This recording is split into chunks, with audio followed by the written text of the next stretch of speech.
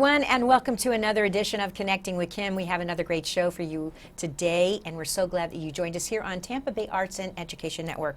You can catch the audio of our show on Sun Radio, 96.3 FM in Sun City Center, and on your favorite streaming platform. So great to be with you today. I want to give a shout out before we begin to my sponsor, the Spring of Tampa Bay.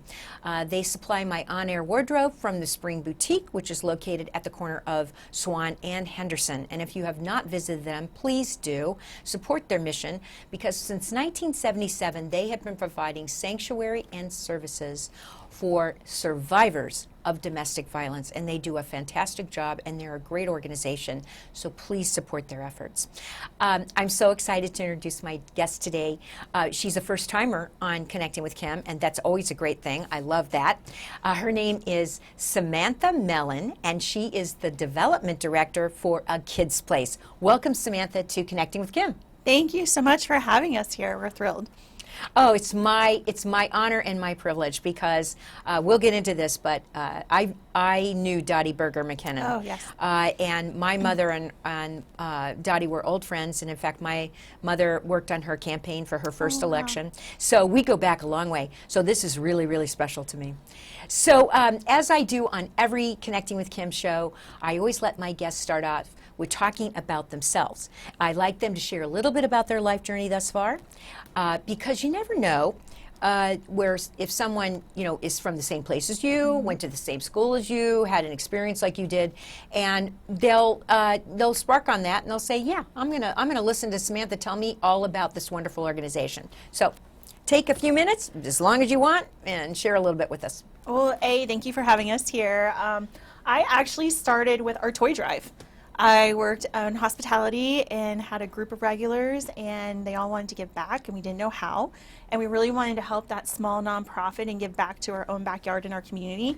And for 3 years, we participated in their holiday gift drive. And then I was moving on to different things, and they had a position open.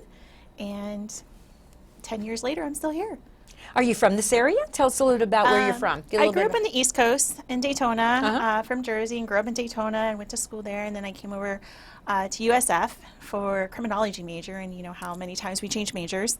I went into business and communications, and never really thought I'd be in the nonprofit world, but I love giving back.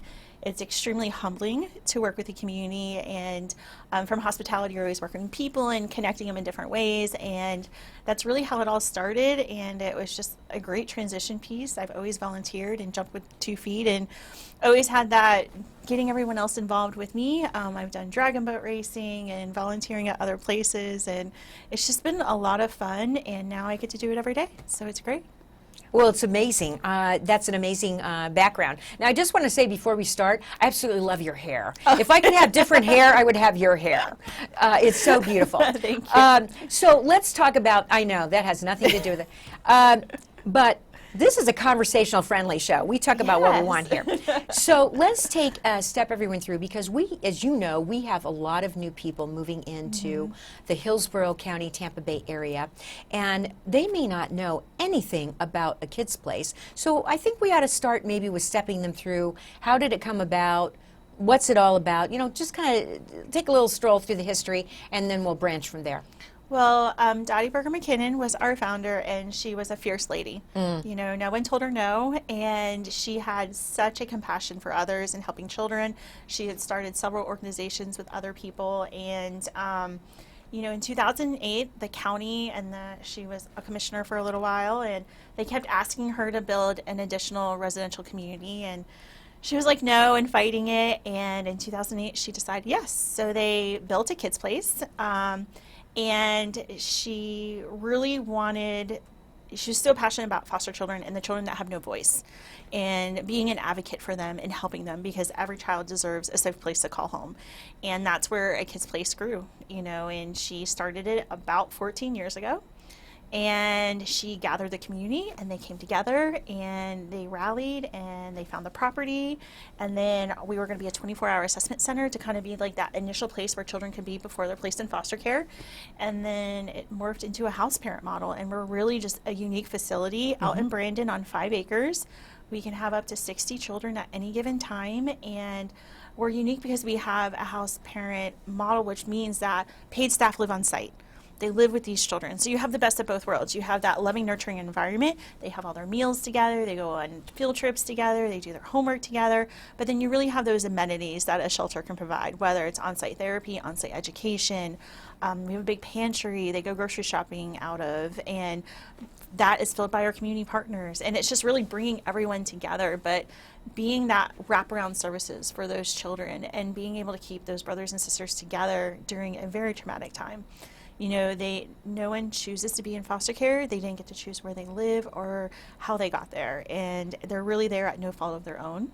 Well, let's understand. The residents are children from birth to 18 years, is my understanding, and they are children from where they've been abused, neglected, or abandoned. I just even saying that word, abandoned, like makes my heart break. It is. It's, you know, even when you're giving tours and you're talking to these children, it's really hard to comprehend what they've been through, because all of us have difficult days and difficult time periods, but they you know, it's hard to imagine not having a bed to sleep in, or not having food, or where your next meal is going to come from. And that's what these kids have been through. They have been some very traumatic, trying times, and they're very resilient. You know, they thrive in the structure.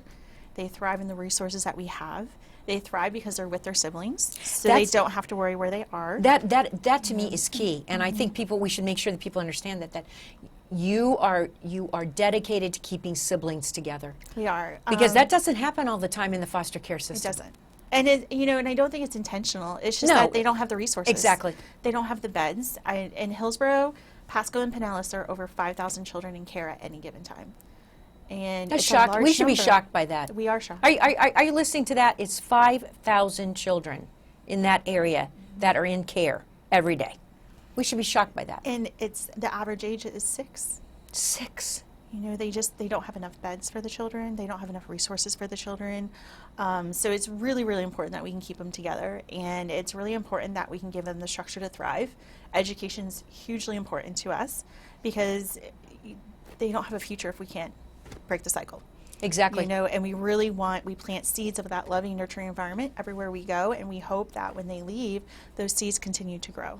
And it's really, really important. You know, experiences for our kids, again, going back to what you can't fathom what they've been through, but they've never had a birthday party and they could be 10. It happens all the time. I used to think it was an exaggerated story when I first started. I was like, that didn't happen. And I've seen it. I've seen it with my own eyes, where you have a child who is 10 years old and he is thrilled beyond belief, excited, losing his mind because his name is on a birthday cake, because he's never had a cake with his name on it. And you're creating those memories, you know, and it's all of us together. I think that's the most humbling thing about working there, is that everyone that is at a kid's place is there because for the children. You know, they're all there to help provide that loving, nurturing environment, that stable environment, in hopes that when they move on, they do break the cycle. You know? Well, you know, I've had a lot of nonprofits on my show. I love featuring nonprofits because I love the opportunity to get the information out there, because for people that might want to volunteer or donate, or in other words, like you, be a volunteer, you know. But I always say the same thing. If you want healthy, productive adults in society, you have to grow them. And you have to grow healthy, productive children in order to have that. And it's shocking to me. I used to think, I used to say this to my mother, I think I grew up in some kind of bubble, some kind of like special bubble, because I had a stable family home life. I had a mother and father. I grew up in a neighborhood. You know, we played outside and did all that. And when I would like, you know, be at the Y working out or wherever, I'd hear these people's stories, and I used to I'd just sit there gobsmacked, you know, like, really? But it goes on every day, everywhere. It does. It's heartbreaking. You know, it really is. And I think that's what's so great about a kid's place and all the other homes that are able to kind of give them that sense of stability and normalcy, and how important that is. They say it only takes one adult to make a difference in a child's life. I believe that. I mean, you, and your experience and my experience of our life journey thus far, we can probably look back on maybe a handful of people, maybe not fill it up, but at different stages in our life, that single individual made all the difference in our world, right? Pivotal, yes. They either inspired us to do something, they encouraged us, they had the confidence in us, they stepped in at a critical time. I mean, it's a great thing to be able to say, yeah, I've had people like that. Right? And that's what's most important. Actually, in the past 2 years, we expanded services to children aging out of care, so until 24 years old. And that was, we tiptoed into it. We didn't plan on it. COVID kind of propelled things further, quicker for us. We had a young lady who was with us. She had turned 18 Christmas Eve, actually, in the middle of her senior year. And they were ready to move her on into independent living, and we were like, no, she's in the middle of her senior year, she has to stay here. And we negotiated to where we can keep her, and she was there with her brother. They had already been with us for 3 years. And then COVID happened, and we were like, okay, we can't allow this. We were 2 years away, and we were like, we're going to do it now. So we actually started a house that is for children aging out of care from a kid's place at 18, and we had 3 young ladies go through that home, and they're doing great right now. We had one that just went into the Navy. She's stationed in Washington, and we have one that's doing school, and it's so heartwarming, and it's just so to see them grow and adapt, because that was such a big transition for us. We all had growing pains. You're empty nesting and you're going off and all of those, but they turned into mini adults overnight. And they had to take care of themselves. They had to do their own laundry and cook, and they obviously had the guidance of us. But when you talk about that one person, like how important it was to be able to come next door and go grocery shopping, like you would in your own home when you come home from college and do your laundry and take all the food from the pantry, and and now seeing these children or young adults actually thrive, and then giving to their younger siblings that are still in care and supporting them and visiting them and helping to keep those relationships strong, building a stronger foundation for them and their future. Well, I'm so glad to hear this, because you hear a lot of horror stories about the foster care system where when the kids age out at 18, they're basically, sometimes they don't even have a suitcase to put their belongings in, and it's like, okay, today is the day, you're 18, you're done, and I'm like, what? Yeah. All of a sudden we just go, well, there's the big wide world, make it work. Yeah, this is so this is wonderful. Yes. I love this, because I look at myself at 18. Right. I knew how many phone calls I made home. I didn't come from this environment. Thank the Lord, but and I'm grateful to God for that. But I think about myself at that age. Yeah, it's difficult. It is. You know how many times you called home and said, I need food, or I need money to go grocery shopping, or those natures. And I'm so proud to be part of a Kids Place and our amazing board and our leadership at a Kids Place that always tries to stay that 2 steps ahead. And how can we be better for our kids? How can we expand services? And especially to the age group that we're helping now. When we first opened, our average age was 4, and now our average age is 11. We actually have teens graduating from high school now. They're getting their permits with us. They're getting their license with us and helping them into that next phase, because everyone makes mistakes when you turn 18. We all have to prove ourselves to the world and make those decisions and, stumble along the way. And it's better to do with people that you've been with versus going into a whole new environment. Well, I think we can all look back. I know I can look back in my life and say, there are times I should have been dead. Really, honestly. And it's by the grace of God I survived. So let me understand something. So you have 5 acres in Brandon, and on this 5 acres, I really want people to understand what it actually is like. And you have these houses on the 5 acres, and within the houses live these different age groups. Are they divided? So how does it work in the actual house? So what happens is they would come into care and meet their house parents, and we really look like a daycare from the outside. We have a huge admin building where our classrooms are and on-site therapy. We have a huge donation room where they can go shopping and get their clothes and things of that nature. But then you walk out the back doors and we look like a community.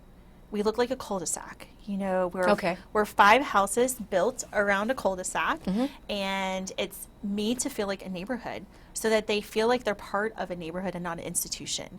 And in those 5 homes, you have those paid staff that live on campus. They work 7 days on and 7 days off, and then you have support staff for them. So you're having a 4-to-1 ratio, and you can have up to 12 kids per home. Okay. And what's the age range? 12 kids. Newborns to 18. Newborns to 18. Yeah. Okay. You know, we really want to keep that family together. Right. So most of our children live in that house with their siblings. You know, there's a girl's side and a boy's side, and then you have the great living room. And, you know, our kitchen table is a little bit bigger than yours because we seat for 15. Because you could have 12 children and 3 adults in a home. And you have a playroom, and all the rooms are really big. The beds are all twin XLs, and they each have their own dresser, and they can move around the furniture. You know, a lot of times, sometimes they come in and they sleep as one unit, and then they might separate those beds as they become more comfortable with us. Right. You know, the thing about being at a kid's place is that those kids are going through something that the other kids are going through. And that's probably the first time in a long time that they've been able to let those walls down. Right. And truly just be a child. You know, and have those experiences, because kids in foster care, the oldest is the caretaker when you have a family. Sure. And that oldest can be 6. And that's really hard for people to fathom sometimes, that they were responsible for food and clothing and getting themselves to school and just surviving to the next day. And here, you know, we have to earn their trust, because that 6-year-old doesn't trust us. They didn't choose to come to a kid's place. And once we earn that trust and they realize that we can take care of their siblings, they let those walls down and they act like a child. And how do they get to a kid's place? So what happens is, in Hillsborough and in Pasco Pinellas County, you know, a phone call could be made for abuse, abandon, or neglect, and it's really the sheriff's office that goes and investigates that home. And if it's a matter of like financial hardship, or they just need some assistance, they could turn on the electric, put food in the fridge. They watch the family and make sure that it's a safe and stable environment. When it's not safe, that's when the children are pulled out of their homes. And then they work with our local CBCs, and they would call an agency, and do you have this many openings for these children? And that's how we get our children through a kid's place. Okay. If you're just joining us now on Connecting with Kim, my guest in the chair is Samantha Mellen, who is the development director for a kid's place, which is located in Brandon. And we are talking right now. This is a I don't want to say facility, because it's a home for abused, neglected, and abandoned children. I know. I can't even hardly say that word. From birth to 18 and beyond now, which I'm happy to say, that come and live in this residential home setting and have security and love and be allowed to be a kid and have their needs met. Yes. So you get these referrals, they come to you. They're traumatized. And you have five homes that are filled with 12 children each, right? We're full 98% of the time. Okay, I was going to ask that. And then, and now you have, you've expanded so that you can keep them up to 24 years of age, that's great. Yes. I love hearing, because it's like, I can't imagine if you just, you know, at 18, you're like, okay, go. Ready to go. Yeah, you need to go. Okay, so what other, you have activities for them. They can, you mentioned your donation center where they can shop. So where do you get the donations from? Our community. We're very blessed by our community. You know, we love everyone who wants to be part of our AKP family. You know, we always joke, how big is your family? Because our family is 60 kids, 20 parents, 40 aunt and uncles, and all your cousins that are there to be with you, you know, and whatever your family needs, we need times 60. We wash 200 loads of laundry a week. You know, we go through hundreds of gallons of gas going to field trips and doctor's appointments and schools and things. We can go through 75 boxes of cereal a week. We're just a really, really big family. So we rely on our community, and our community donates in-kind items for our donation room, which helps clothe our children, school supplies, holiday gifts, all these things that are creating those normalcy things for them. We have donors that donate concert tickets and football games and you know, plays. They went to a play last night at the Tampa Theater. We sent 15 children to go see. Oh, fantastic. Yeah, they had a really cool shopping experience yesterday with Shaq Barrett and his wife from the Buccaneers. And it's just really, really cool that like the community embraces these children and shows them that they care for them. You know, whether you're volunteering on campus and painting a house or laying mulch or, you know, doing a drive for these kids, the kids are seeing that the community cares for them. And it's helping to build those seeds of that loving and nurturing environment, so hopefully that they are successful in life and then they can give back, essentially. And do the kids also, when they're living in the houses, do they have, you know, like chores? They do, Okay. yeah. Every family has that. So if this is a family, you should have that too. We right? always ask them, like, what is your least favorite chore? And it's different with all of the kids. But they rotate chores. You know, they have to take out the trash. They do some cooking depending on the age. We actually just expanded at a kids' place a position for independent living. And that was really to focus on those kids that are 12 and up, because we had so many kids now with the average age of 11, and really giving them that one-on-one time with them and kind of those life lessons that they need. And then also to work with the kids that are aging out, because it's a whole new world out there. You know, you're making doctor's appointments for yourselves and insurance and all kinds of things that I probably didn't still understand at 18. And then our young teens, you know, like a license and their permit and how important that is for them, you know, to have those same things that their peers have. You know, during the summer, we make sure that they see 2 blockbuster movies, and that's so they can go back to school and have the same conversations that their peers are having. And are they going to school in the neighborhood, you know, in the community schools? Yes. Okay. So we have, they go to Burns, Booker, and Bloomingdale, but then also, like, our kids come from all over, Pasco and Pinellas. In Hillsborough County, I have a young lady that's at Blake High School now. So if they're doing good where they are, we want to keep them there. Yeah. And we work really hard because they have enough disruption. Let's not add to it, right? So if we can, we'll leave them at that school. And then sometimes the fresh start's new. Great. So then they'll start with a new school. And then we're very blessed. We have a satellite classroom that's taught by a Hillsborough County teacher on site, and that's K through 5. So for those kids that are really academically far behind, right, it's more one-on-one. And then those kids that might only be with us for a couple of weeks, you're not traumatizing them and by pulling them from one school to another school. And then that sibling bond, again, we want you in school within 48 hours for that structure, and you're not going to leave, you know, with your younger sibling here. So you can go to school, they get the same credit, they do the same testing, all those things on site with that teacher. Now, why would they only be with you for a couple of days? Sometimes you can tell when every case is so different. You know, I've had kids as little as 24 hours. I have families right now that have been with us for over 3 years.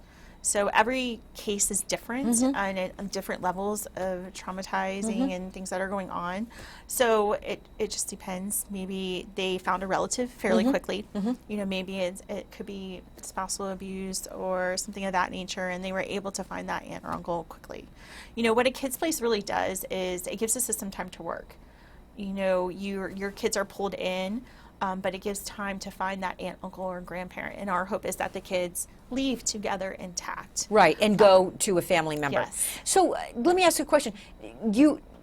Are there children that you've had from the entire time, from birth to 18? Okay, no, that doesn't happen. No, not often. I mean, as we're amazing. I love a kid's place, but you know, at the same time, it's not normal to live in a house with 12 other kids and things of that nature. You know, I think they thrive in our environment, what we're giving them, but you also want to give them that sense of their family and help stabilize their family if we can. Right. You know, we also, because the way our facility is, we can offer on-site visitations to help rebuild that family. Right. That can be supervised and help, you know, just rebuild those connections, because you don't know how they got there.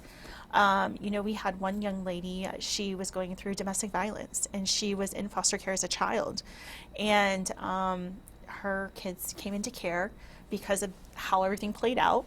And she came every day to see her children. And she was just so happy that they were in a facility that had that loving, nurturing environment, but also a place where she could come and visit them in a safe environment, because her whole life was in transition at that time. Right. You know, and she had to get restabilized herself so that she could take her kids back. So it's really, you know, great to be able to work with them and help them reunify and build a stronger foundation with what we can on campus. Okay, so the idea behind a kid's place is to provide this stable, loving family environment, but not forever. Right. The idea is to help these children transition into another loving, stable family environment that's their own family. Yes. Right. If at all possible. And then if not, then they might go to a more traditional foster home where they're just with that family. Okay. You know, every case is different. You never know. You know, I've had kids who have been highly traumatized who maybe witnessed a passing of the younger sibling. You know, they needed the family and they needed the resources that we were able to provide with that daily therapy and really helping them with those coping mechanisms and those coping skills. But also at the same time, their uncle at the end was the one who took them, but he needed the time to heal too. He didn't understand how bad the relationship was and what was going on. And if they would have been all placed together too soon, they would have ended up in foster care again, and maybe more permanently. Right. But by able to give them those services that they needed, they were able to be reunified almost a year later, and then they're still together. You know, I think you hear this a lot.